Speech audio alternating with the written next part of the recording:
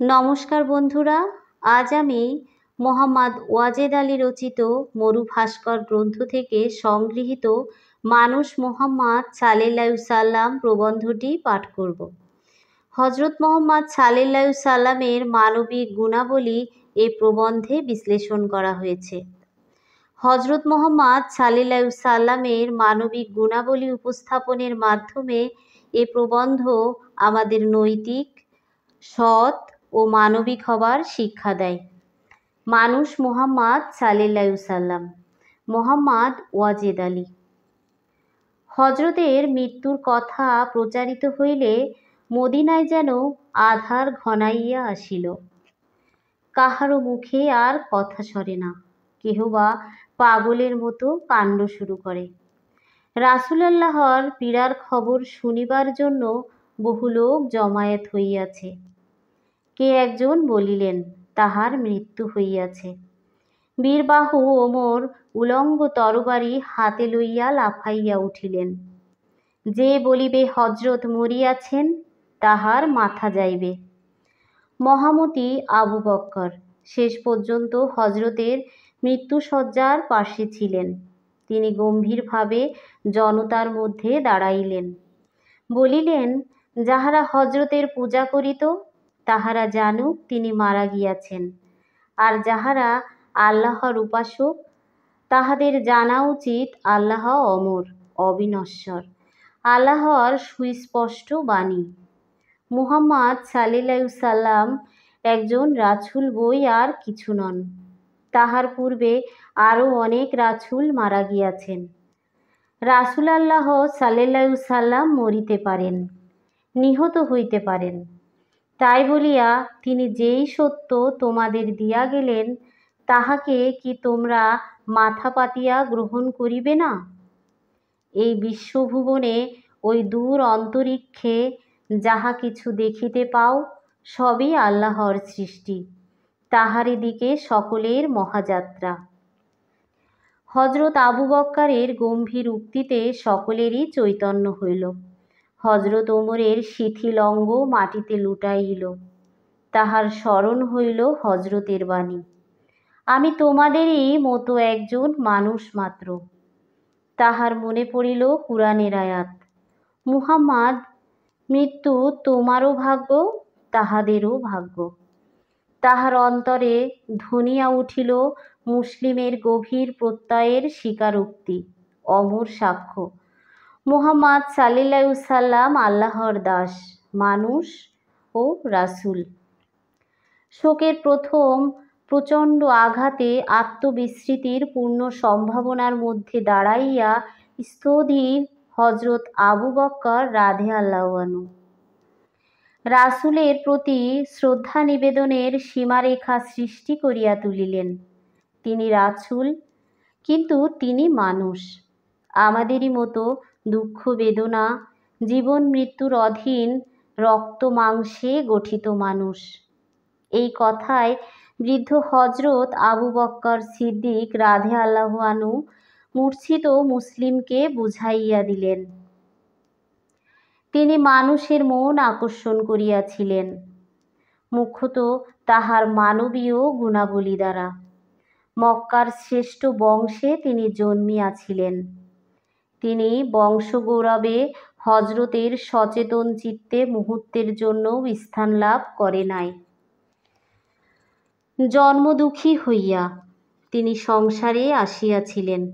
এই দুঃখের বেদনা তাহার দেহ সৌন্দর্য ও চরিত্র মাধুরীর সহিত মিলিয়া তাহাকে নরনারীর একান্ত প্রিয় করিয়া তুলিয়াছিল। আবাল্য তিনি ছিলেন আল আমিন, অর্থাৎ বিশ্বস্ত, প্রিয়ভাষী, সত্যবাদী। তাহার অসাধারণ যোগ্যতা, বুদ্ধি, বিচার শক্তি, বলিষ্ঠ দেহ দেখিয়া মানুষ অবাক হইয়া যাইত। এই সকল গুণ বিবি খাদিজাকে আকর্ষণ করিয়াছিল। বস্তুত হজরতের রূপ লাবণ্য ছিল অপূর্ব, অসাধারণ। মক্কা হইতে মদিনায় হিজরতের পথে এক পরহিতব্রতী দম্পতির কুটিরে তিনি আশ্রয় নেন। রাহি পথিকের সেবা করাই ছিল তাহাদের ব্রত। হজরত যখন আসিলেন, কুটির স্বামী আবু মাবদ মেষপাল চড়াইতে গিয়াছিলেন। তাহার পত্নী উম্মে মাবদ সাগি দুগ্ধ দিয়া হজরতের তৃষ্ণা দূর করিলেন। গৃহপতি ফিরিলে এই নারী স্বামীর কাছে নব অতিথি রূপ বর্ণনা করেন।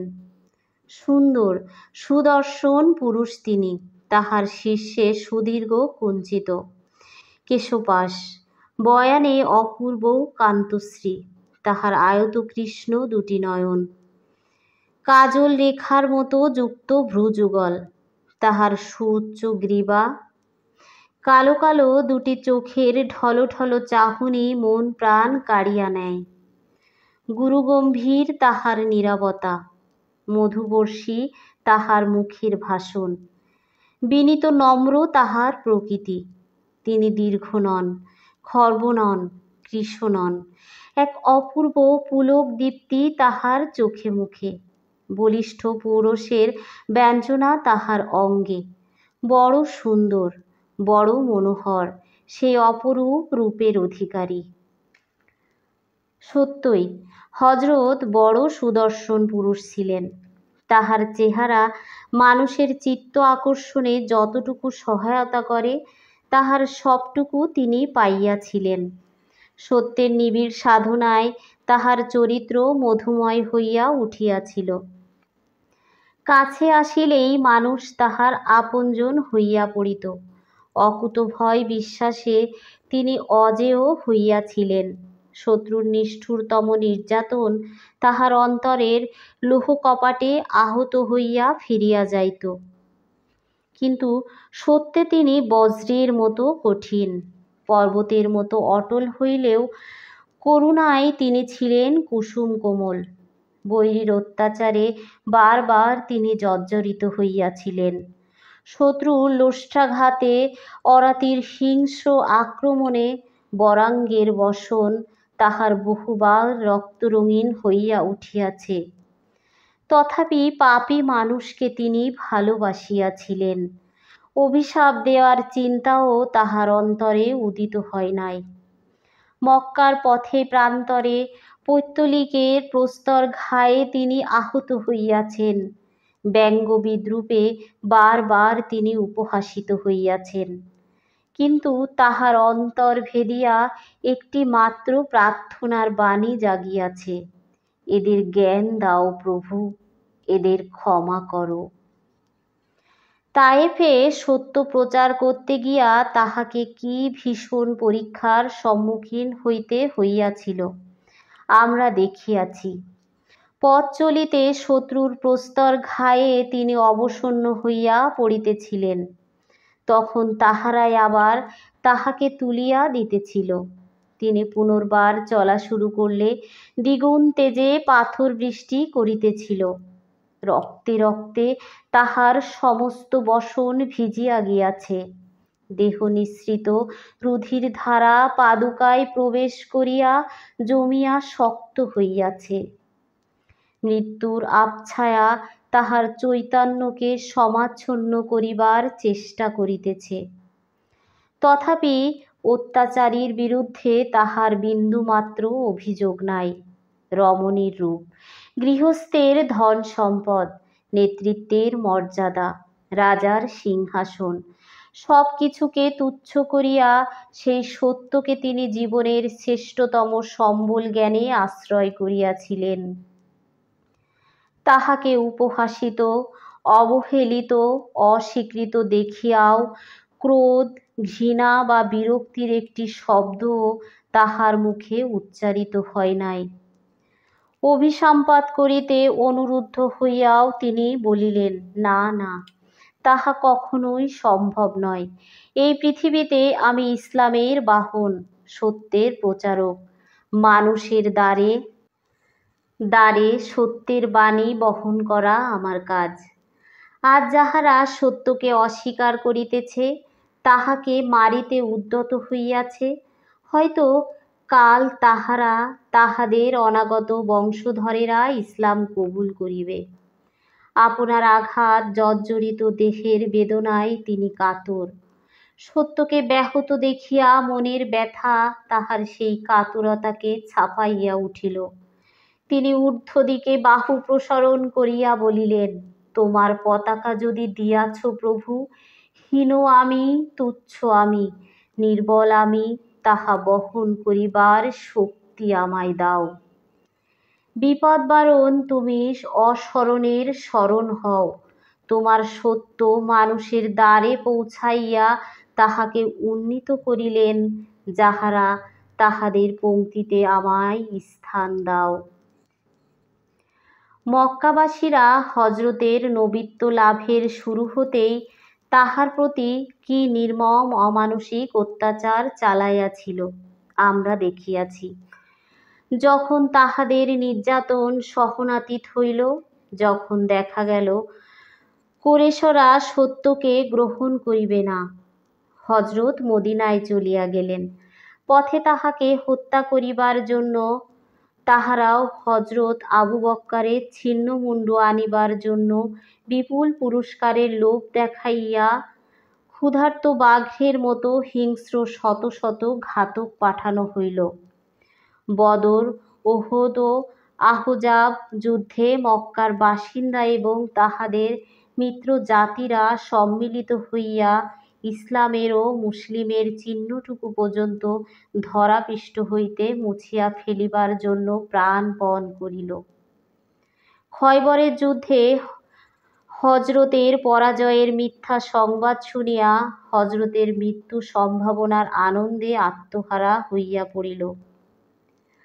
হুদায়বিয়া সন্ধিতে হজরতের শান্তিপ্রিয়তার সুযোগ লইয়া মুসলিমের স্কন্ধে ঘোর অপমানের সত্য চাপাইয়া দেয়ার পরও তাহাদের সহিত বিশ্বাসঘাতকতা করিতে চাহিল এবং তারপর হজরত যেই দিন বিজয়ী বেশে মক্কায় প্রবেশ করিলেন, সেই দিনও তাহার সহিত যুদ্ধ কামনা করিয়া খালিদের সহিত হাঙ্গামা বাধাইয়া দিল। এইভাবে শেষ পর্যন্ত যাহারা পদে পদে আনিয়া দিল লাঞ্ছনা, অপমান, অত্যাচার, নির্যাতন, প্রত্যেক সুযোগে যাহারা হানিল বৈরিতার বিষাক্ত বাণ, হজরত তাহাদের সহিত কি ব্যবহার করিলেন? জয়ীর আসনে বসিয়া ন্যায়ের তুলাদণ্ড হাতে লইয়া বলিলেন, ভাই সব, তোমাদের সম্বন্ধে আমার আর কোনো অভিযোগ নাই। আজ তোমরা সবাই স্বাধীন, সবাই মুক্ত। মানুষের প্রতি প্রেমপূর্ণ উদ্ভাসিত এই সুমহান প্রতিশোধ সম্ভব করিয়াছিল হজরতের বিরাট মনুষ্যত্ব। শুধু প্রেম করুণার নয়, মানুষ হিসেবে আপনার তুচ্ছতাবোধ, আপনার ক্ষুদ্রতার অনুভূতি তাহার মহিমা গৌরবকে মুহূর্তের জন্যও ছাপাইয়া উঠিতে পারে নাই। মক্কা বিজয়ের পর হজরত সাফা পর্বতের পার্শ্বে বসিয়া সত্যান্বেষী মানুষকে দীক্ষাদান করিতেছেন। এমন সময় একটি লোক তাহার কাছে আসিয়া ভয়ে কাঁপিতে লাগিল। হজরত স্মিত মুখে তাহাকে বলিলেন, কেন তুমি ভয় পাইতেছ? ভয়ের কিছুই এখানে নাই। আমি রাজা নই, সম্রাট নই, মানুষের প্রভু নই। আমি এমন এক নারীর সন্তান, সাধারণ শুষ্ক মাংসই ছিল যাহার নিত্যকার আহার্য। মহামহিমার মাঝখানে আপনার সামান্যতম এই অনুভূতি হজরতের চরিত্রকে শেষ পর্যন্ত সুন্দর ও স্বচ্ছ রাখিয়াছিল। মানুষ ত্রুটির অধীন, হজরতও মানুষ, সুতরাং তাহারও ত্রুটি হইতে পারে, এই যুক্তির বলে নয়, বরং তাহার অনাবিল চরিত্রের স্বচ্ছ সহজ প্রকাশ মর্যাদাহানির আশঙ্কা তুচ্ছ করিয়া লোকচক্ষে সম্ভাবিত হেয়তার ভয় অবহেলায় দূর করিয়া তিনি অকুতোভয় আত্মদোষ উদ্ঘাটন করিয়াছেন। একদিন তিনি মক্কার সম্ভ্রান্ত লোকেদের কাছে সত্য প্রচারে ব্রতী। মজলিসের এক প্রান্তে বসিয়া একটি অন্ধ, সম্ভবত সে হজরতের দু একটি কথা শুনিতে পায় নাই, বক্তৃতার মাঝখানে একটি প্রশ্ন করিয়া সে হজরতকে থামাইল। বাধা পাইয়া হজরতের মুখে ঈষৎ বিরক্তির আভাস ফুটিয়া উঠিল। তাহার ললাট সামান্য কুঞ্চিত হইল। ব্যাপারটি এমন কিছুই গুরুতর নাই। বক্তৃতায় বাধা হইলে বিরক্তি অতি স্বাভাবিক। আবার দুঃখী দুর্বল লোকেদের হজরত বড় আদর করিতেন, কাহারও ইহা অজ্ঞাত নয়। সুতরাং তিনি অন্ধকে ঘৃণা করিয়াছেন, কাঙাল বলিয়া তাহাকে অবহেলা করিয়াছেন, এই কথা কাহারও মনে আসে নাই। কিন্তু তাহার এই তুচ্ছতম ত্রুটির প্রতি ইঙ্গিত আসিল কুরআনের একটি বাণীতে। তিনি বিনা দ্বিধায় বিনা সংকোচে তাহা সকলের কাছে প্রচার করিলেন। মানুষ হিসেবে যে ক্ষুদ্রতাবোধ, মানুষের সহজ দৌনের যে নির্মল অনুভূতি হজরতকে আপনার দোষ ত্রুটি সাধারণের চক্ষে এমন নির্বিকারভাবে ধরাইয়া দিতে প্রচলিত করিয়াছিল, তাহাই আবার তাহার মহিমান্বিত জীবনে ইচ্ছাস্বীকৃত দারিদ্র্যের মাঝখানে প্রদীপ হইয়া জ্বলিয়াছিল। অনাত্মীয় পরিপার্শ্বের মধ্যেও নিবিড় নির্বিচার ভক্তি, শ্রদ্ধা, স্বীকৃতি ও আনুগত্য তিনি বড় অল্প পান নাই। শত শত বরং সহস্র সহস্র মুসলিম তাহার ব্যক্তিগত পারিবারিক সুখ স্বাচ্ছন্দ্যের উপকরণ সংগ্রহ করিয়া দিতে সর্বদা শুধু ইচ্ছুক নয়, সমোৎসুক ছিলেন। কিন্তু হজরত আপনাকে 10 জন মানুষের মধ্যে একজন গণনা করিলেন। সকলের সঙ্গী সহচর রূপে সহোদর ভাইয়ের মতাদর্শী প্রয়াসী নেতার কর্তব্য পালন করিলেন। সত্যের জন্য অত্যাচার নির্যাতন সহিলেন। দুঃখে শোকে অশ্রুনীরে তৃতীয়া আল্লাহর নামে সান্ত্বনা মানিলেন। দেশের রাজা মানুষের মনের রাজা হইয়া স্বেচ্ছায় দারিদ্র্যের কণ্টক মুকুট মাথায় পরিলেন। তাই তাহার গৃহে সকল সময় অন্ন জুটিত না। নিশার অন্ধকারে প্রদীপ জ্বালিবার মতো তৈলটুকু সময় সময় মিলিত না। এমনই নিঃস্ব কাঙালের বেশে মহানবী মৃত্যু রহস্যের দেশে চলিয়া গেলেন। স্বামীর মহাপ্রয়াণে বিয়োগ বিধুরা আয়েশার বক্ষ বেদিয়া শোকের মাতম উঠিল। মানুষের মঙ্গল সাধনায় যিনি অতন্ত্র রজনী যাপন করিলেন, সেই সত্যাশ্রয়ী আজ চলিয়া গেলেন। নিঃস্বতাকে সম্বল করিয়া যিনি বিশ্ব মানবের জন্য আপনাকে বিলাইয়া দিলেন, তিনি আজ চলিয়া গেলেন। সাধনার পথে শত্রুর আঘাতকে যিনি অম্লান বদনে সহিলেন, হায় সেই দয়ার নবী! মানুষের মঙ্গল বহিয়া আনিবার অপরাধে প্রস্তর ঘায়ে যাহার দাঁত ভাঙিয়াছিল, প্রশস্ত ললাট রুধিরাক্ত হইয়াছিল, আর সেই আহত জর্জরিত মুমূর্ষ দশাতেও যিনি শত্রুর প্রেমভারে আশীর্বাদ করিয়াছিলেন, তিনি আজ জীবন নদীর ওপারে চলিয়া গেলেন। 2 বেলা পূর্ণদর আহারও যাহার ভাগ্যে হয় নাই, ত্যাগ ও তিতিক্ষার মূর্ত প্রকাশ মহানবী আজ চলিয়া গেলেন। বিবি আয়েশার মর্মছেঁড়া এই বিলাপ সমস্ত মানুষের, সমগ্র বিশ্বের। শুধু সত্য সাধনায় নয়, শুধু ঊর্ধ্ব লোকাচারী মহাব্রতীর তত্ত্ব অনুসন্ধানে নয়, মানুষের সঙ্গে মানুষের ব্যবহারে হজরত মুহাম্মদ ইতিহাসের একটি অত্যন্ত অসাধারণ চরিত্র। ত্যাগ, প্রেম, সাধুতা, সৌজন্য, ক্ষমা, তিতিক্ষা, সাহস, শৌর্য, অনুগ্রহ, আত্মবিশ্বাস, তীক্ষ্ণ দৃষ্টি ও সমদর্শন। চরিত্র সৌন্দর্যের এতগুলো দিকের সমাহার ধুলোমাটির পৃথিবীতে বড় সুলভ নয়। তাই মানুষের একজন হইয়াও তিনি দুর্লভ, আমাদের অতি আপনজন হইয়াও তিনি অনুকরণীয়, বরণীয়। ধন্যবাদ সবাইকে। সবাই ভালো থাকবেন, সুস্থ থাকবেন।